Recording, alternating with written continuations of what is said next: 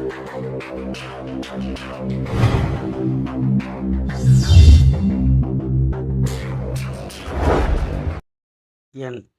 குலதெய்வமான குழுந்தளமனை போற்றி, பெரிய கருப்பணசாமியை போற்றி, அனைவருக்கும் எனது பணிவான வணக்கங்கள். வணக்கம். ராகு திசையில் முன்னேற்றம் ஏமாற்றம் அப்படின்னு போட்டிருக்கோம் தலைப்பு. அப்படின்னா ஒரு அந்த ராகு இருக்கிறது ராசி கட்டத்தில் ஒரே இடத்துல தான். 2 எடுத்துக்காட்டு ஜாதகம் போட போகிறோம். அதில் ஒருவருக்கு நல்ல முன்னேற்றத்தை கொடுக்கிறது ராகு. அதே மற்ற ஒருவருக்கு அதே இடத்துல இருக்கிற ராகு, கும்பத்தில் இருக்கிற ராகு கெடுக்க செய்கிறது. இது ஏன், எப்படி அப்படின்னு தான் பார்க்க போகிறோம். இப்போ பொதுவாக நல்ல ஜோதிடர்கள் இதில் அனுபவம் வேணும். அல்லாத ஜோதிடர் அப்படிங்கிறத விட இந்த ஜாதகம் பார்த்துக்கிட்டே இருக்க அனுபவம் அதிக ஜாதகம் பார்க்குறவங்க, இப்போ ராகு திசையில் கெட்டு போய் இந்த இடத்துல இருக்குது மகரத்தில் அப்படிங்கிறாங்க. அவங்க போய் என்ன பார்த்துருவாங்க, இந்த மாதிரி கெடுதல் புத்தி, இந்த மாதிரி கெடுதல் நடக்குது அப்படின்னு ஒருவருக்கு சொல்லும்போது, அந்த கூட வந்தவரோ அல்லது அந்த ஜாதகக்காரோ ஏதாவது ஒரு சந்தர்ப்ப சூழ்நிலை வேற ஒருத்தருடைய ஜாதகத்தை பார்க்கும் பொழுது, இந்த இடத்துல ராகு இருந்தால் கெடுக்கும் அப்படின்னு ஒரு மைண்டில் ஏறி இருக்கும். அதே மாதிரி அந்த ஜாதகத்தில் இந்த ஒரு பார்க்குறதுல இந்த ஜாதகத்தில் இந்த ராகு இருக்குது கெடுக்குமா அப்படின்னு கேட்டிங்கன்னா நிறைய விஷயங்கள் இருக்குது. கெடுத்துருக்காது, அவருக்கு மாறாக கொடுத்துக்கிட்டு இருக்கும். இதெல்லாம் எப்படி அப்படின்னு தான் எடுத்துக்காட்டு ஜாதகம் போட்டு அதுக்கும் நமக்கு விளக்கமாக விளக்கி சொல்லலாம். சரிங்களா? கொஞ்சம் பொறுமையாக கவனிச்சிங்கன்னா நல்லாயிருக்கும். அப்போ தான் இதெல்லாம் எடுத்துக்காட்டு போடும்போது புதிதாக அந்த ஜோதிடர ஜாதகம் பழகி கொண்டிருக்கிறவர்கள் ஜோதிடர் ஆகலாம், ஜோதிடம் கற்கலாம் அப்படின்ட்டு ஆர்வம் உள்ளவர்களுக்கு ஒரு நல்ல எடுத்துக்காட்டாக இருக்கும். சரிங்களா? பார்ப்போம். இந்த ஒரு ஜாதகர் பிறந்த தேதி 8/10/1969 மாலை 4:10 பாண்டிச்சேரியில் பிறந்து உள்ளார். நட்சத்திரமாக வர்றது புதன்கிழமை பிறந்திருக்காரு.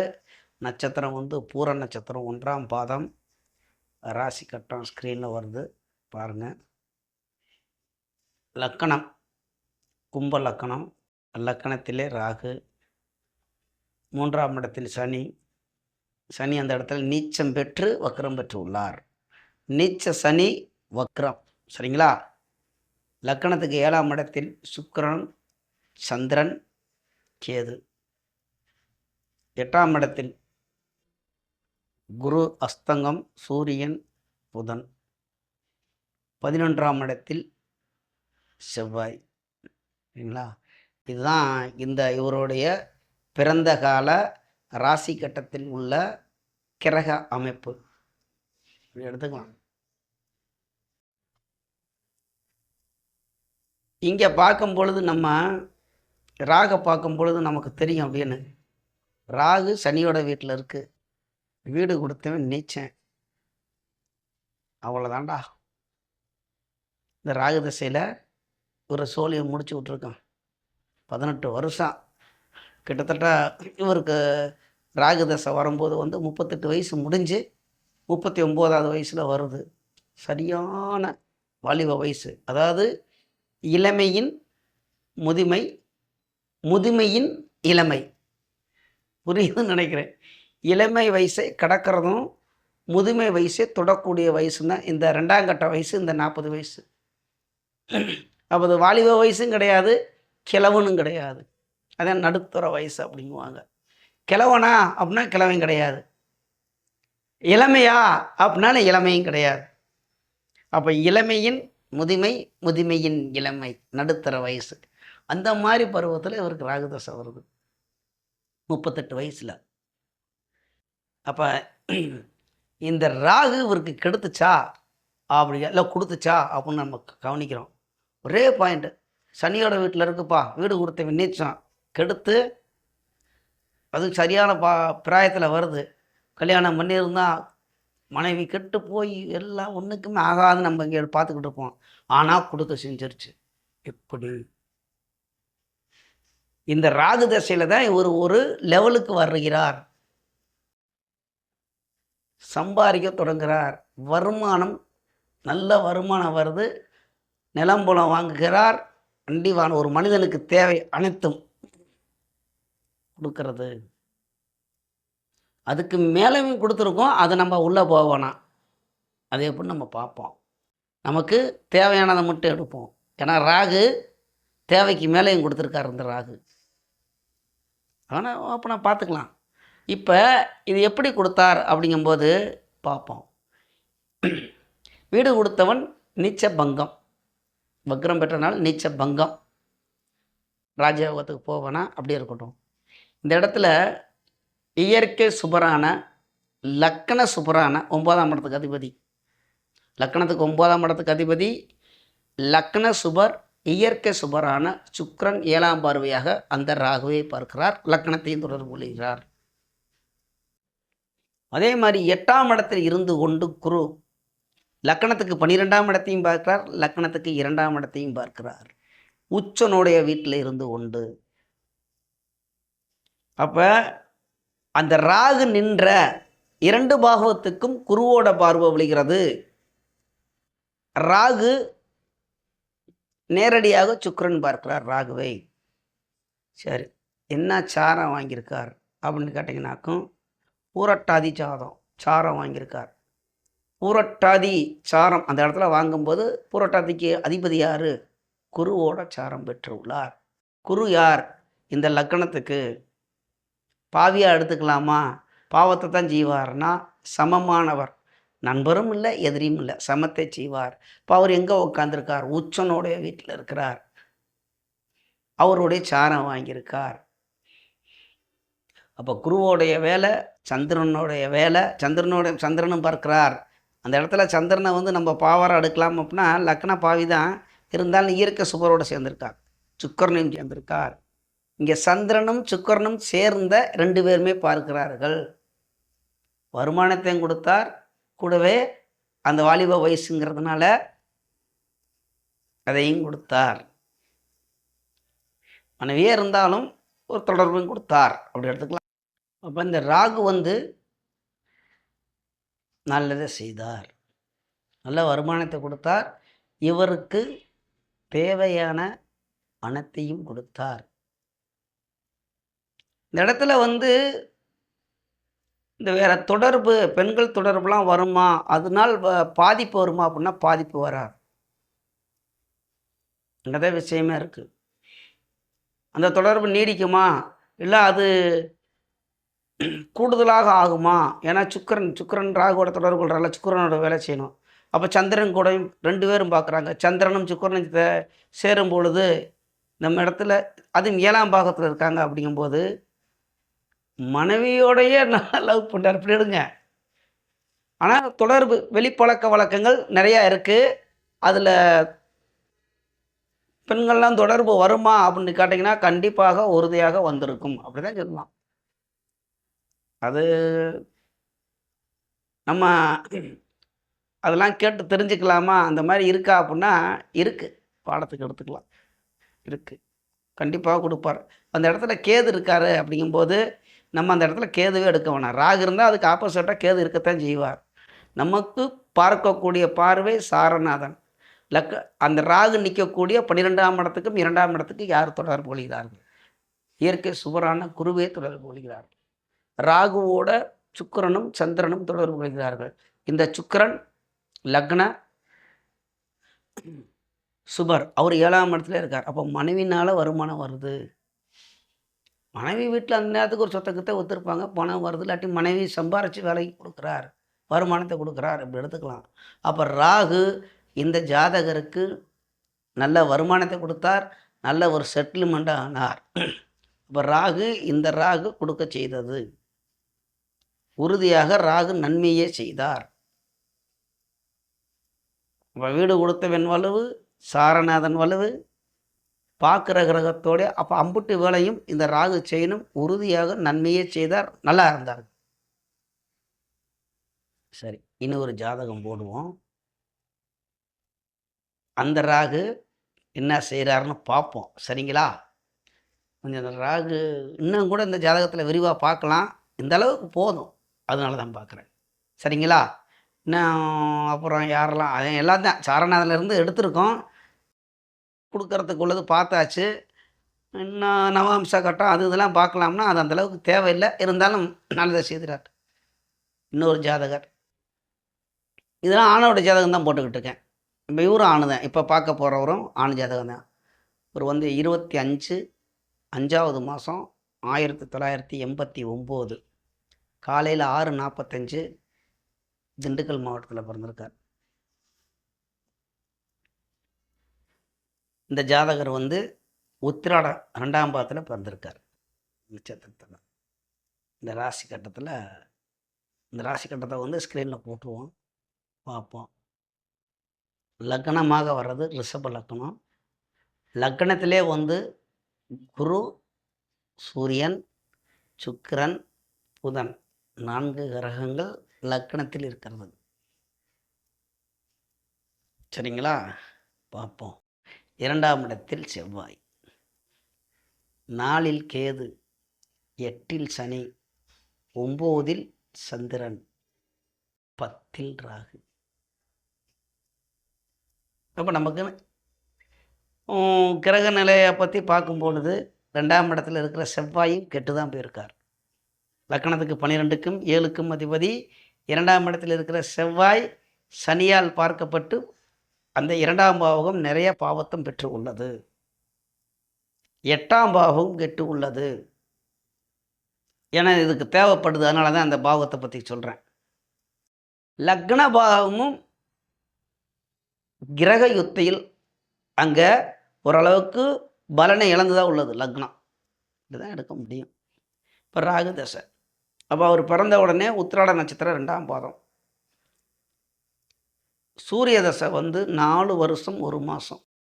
சூரிய தசை ஒரு 4 வருஷம். சந்திரன் ஒரு 10 வருஷம், இப்போ 14 வருஷம். செவ்வாய் ஒரு 7. 21 வயசுக்கு அப்புறமா ராகு தசை வருகிறது. கதாநாயகன் 39 வயசு வரைக்குமே இவருக்கு ராகு தசை. இவர் சரியாக வாலிப பிராயத்தில் 21 வயசில் இந்த ராகு தசை வருது. அப்போ ராகு எங்கே தொடர்பு கொள்கிறார்? 10ஆம் பாவகத்தில் தொடர்பு கொள்கிறார். ராகு என்ன சாரம் வாங்கியிருக்கார்? செவ்வாயோட சாரம் வாங்கியிருக்கார். அவிட்டம் நட்சத்திரம். ராகு சாரம் என்ன சாரம் வாங்கியிருக்குன்னா அவிட்டம். அவிட்டத்துக்கு அதிபதி செவ்வாய். வீடு கொடுத்தவன் லக்கணத்துக்கு 8ஆம் பாவகத்தில். ராகுக்கு வீடு கொடுத்தவன் லக்கணத்துக்கு 8ஆம் பாவகத்தில் இருக்கிறார். அந்த ராகுக்கு 11ஆம் பாவகம். சரிங்களா?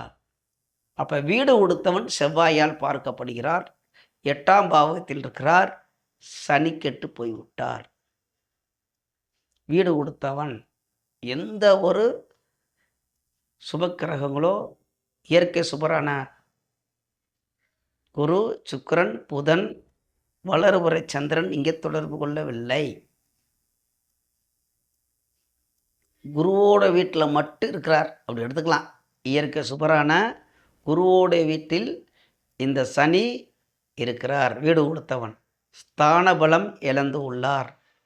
இயற்கை பாவரான லக்ன பாவியான செவ்வாய் பார்க்கிறார். யார? ராகுக்கு வீடு கொடுத்தவரை.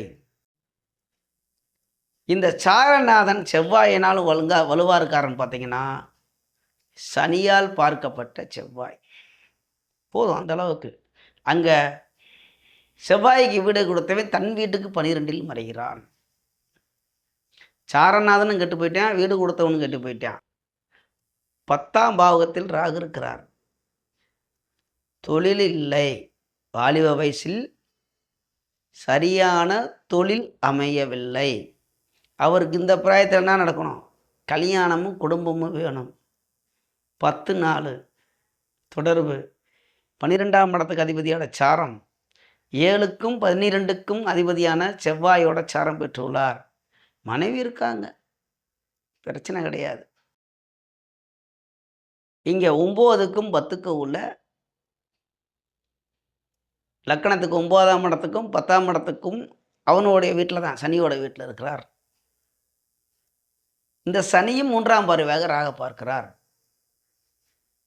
பாருங்க, வீடு கொடுத்தவனும் அப்படி, சாரநாதனும் இப்படி, 10ஆவதுக்கு சனி 3ஆம் பார்வையாக ராகவும் பார்க்குது. பாவகம் 10 கர்மஸ்தானத்தில் இருக்கிறார். அவருக்கு இழக்கிறதுக்கு எதுவுமே இல்லை. எல்லாத்துலேயுமே பிரச்சனை. கொஞ்சம் கொஞ்சம் சொத்து இருக்கிறதுலையும் பிரச்சனை.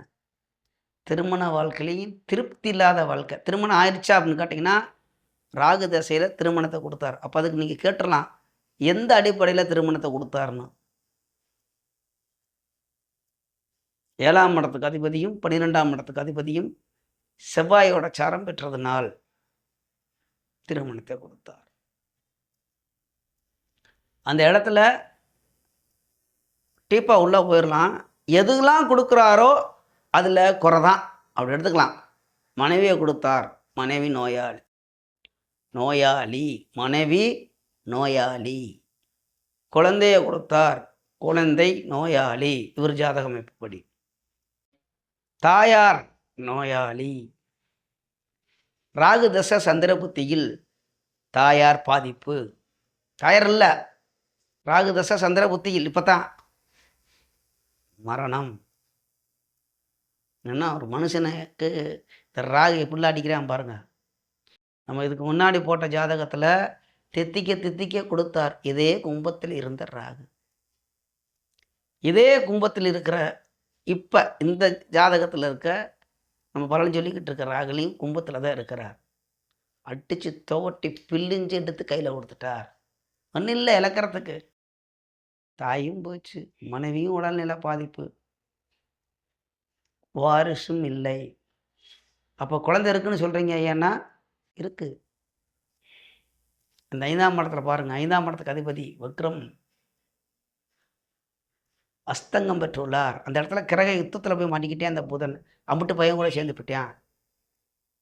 சரி, குரு நாள் வலுவாக இருக்காரா? அவர் அங்கேயே தான் இருக்கிறார் கிரக யுத்தத்தில். குரு வலுவாக இருக்காரா அப்படின்னு கேட்டிங்கன்னா கிடையாது. அப்போ குழந்தை இருக்குது, பேருக்கு இருக்குது, பெண் குழந்தை இருக்குது, நோயாளி.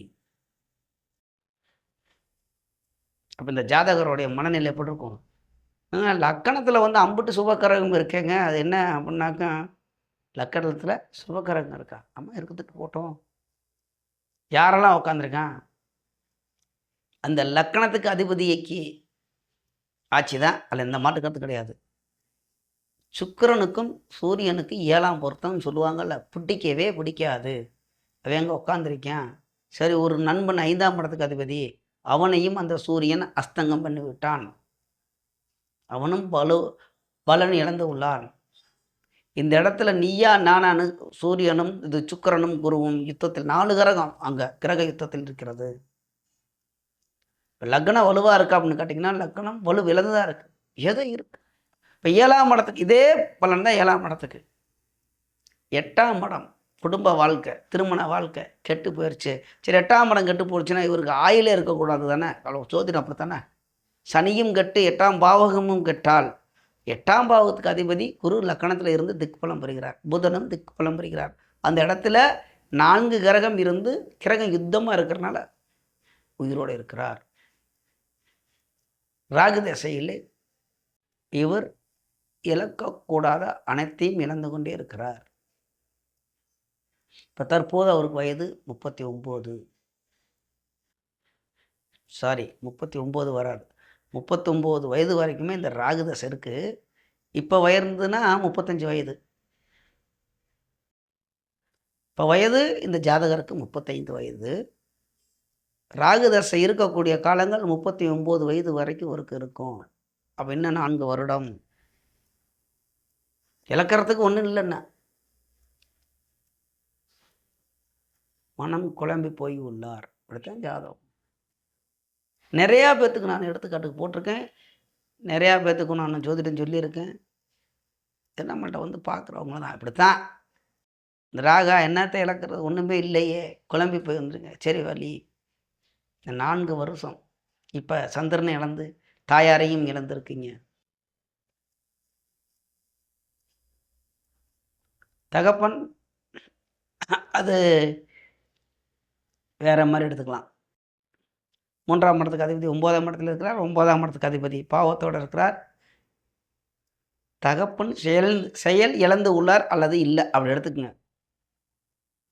இருந்தாலும் செயல் இழந்து உள்ளார். 9ஆம் இடத்துக்கு அதிபதியான சனி 8ஆம் தன் வீட்டுக்கு 12இல் மறைகிறார். காரகமான சூரியன் கொஞ்சம் வலுவாக இருக்கிறதுனால இருக்கலாம். செயல் இழந்து உள்ளார் அடித்து சொல்லலாம். ஆனால் அந்த இதை அவங்கள்ட்ட நான் கேட்கல, நான் அவங்களுக்கு பலன் சொல்லலை. அவங்களுக்கு அந்த ஏற்கனவே வெந்த இதில் மீண்டும் மீண்டும் மீண்டும் மீண்டும் நல்ல பலன் எவ்வளோ வேணாலும் அடக்கிக்கிட்டே போகலாம். இந்த கெடுதலுங்கும்போது அது இல்லையா, இது அதான் அவன் போதும் போதும் அந்த அந்த போதும் கொஞ்சம் சொல்லும் போது அனைத்தையும் இழந்த ஒரு ஜாதகம்.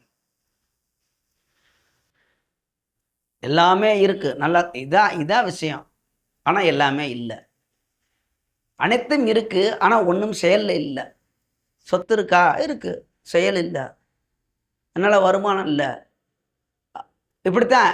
இப்போ அம்மா அப்பா தானே இறந்தாங்க. அப்போ ராகு தசைக்கு பாக்கி அவருக்கு 21 வயசில், ஆமாம் எத்தனை வயசில் வருது, ஆமாம் 21 வயசில் வரும்பொழுது அப்போ தாயாரெலாம் இல்லை 35 வயசுலன்னு போயிருக்காங்க. அப்போ 14 வருஷம் தாயார் இருந்திருக்காங்களா? தாயார் இருந்தாங்க, செயல் இல்லை. தகப்பன் இருக்கார், புரோஜனம் இல்லை. எனக்கு 5 வயசாக புரோஜனம் இல்லை. இப்படி சொல்லுவான். பிள்ளை இருக்கா, அது நோயாளி. மனைவி இருக்கா, அது காசு. ஒரு மனுஷன் எவ்வளோக்கெல்லாம் பாருங்கள். சரி, குருதசை எப்படி இருக்கும்? இந்த ராகை விட பரவாயில்லை, நல்லா இருப்பார். ராகுக்கு மேலே ராகு தசை முடிஞ்சதுக்கப்புறம் ஓரளவுக்கு பரவாயில்லை, நல்லதாக கொடுக்கும். நம்ம ராகை பற்றி தான் பார்க்குறோம். ராகு இப்பெல்லாம் வச்சு செஞ்சிட்டார், கெடுத்துட்டார். அப்போ பொதுவாக என்னிடம் ஜாதகம் பார்க்க வர்றவங்களோ இல்லை நம்மளை ஏதாவது ஒரு சந்தர்ப்ப சூழ்நிலையில் ஒரு பொதுவான இடத்துல எங்கனோ சந்திக்கும் போது, இல்லை ஃபோன் மூலியமாக வந்துட்டு, ஐயா எனக்கு இந்த லக்னம் இத்தனாவது பாகத்தில் ராகு இருக்குது, ராகு தசை நடக்குது, கொடுக்குமா கெடுக்குமா அப்படின்னு நம்ம எடுத்துட்டோம்னா மற்ற கிரகத்தை போல் பட்டுன்னு சொல்லிவிட முடியாது. யாராலையும் முடியாதான் என்னுடைய கணிப்பு. இப்போ கும்பத்தில் ராகு இருக்குது, இப்போ நம்ம சொன்ன மாதிரி லக்னம் ரிஷப லக்னம், எனக்கு பலனை சொல்லியா அப்படின்னம்னா மற்ற கிரகத்தோட பார்வை என்ன சாரம், நிறைய விஷயங்கள் இருக்குது. அவங்களாம் எப்படி இருக்காங்க?